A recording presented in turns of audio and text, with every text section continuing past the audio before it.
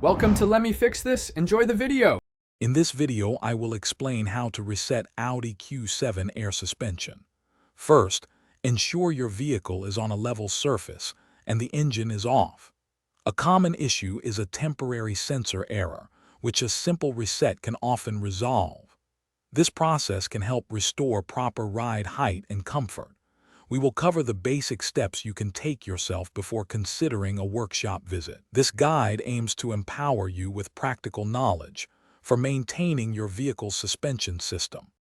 To perform a basic reset, first turn your Audi Q7's ignition to the on position, but do not start the engine.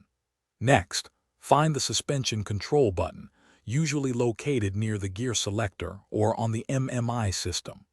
Press and hold this button for approximately 10 seconds. You might notice a slight change in the vehicle's height or a message on the dashboard. This action can clear minor electronic glitches affecting the air suspension system. For a more thorough reset, you can disconnect the vehicle's battery for about 15 minutes. This completely cycles power to all electronic control units, including the air suspension module. Always ensure your battery is fully charged before reconnecting it.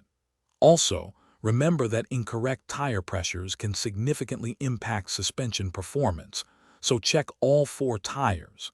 If warning lights remain after these steps, it indicates a more complex issue, requiring professional diagnostic tools.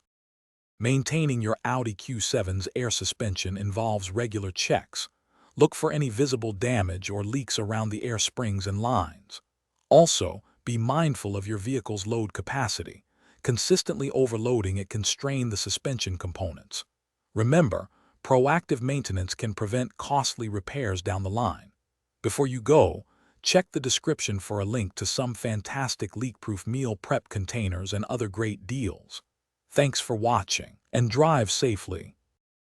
Thanks for watching. If you found this helpful, don't forget to like and subscribe.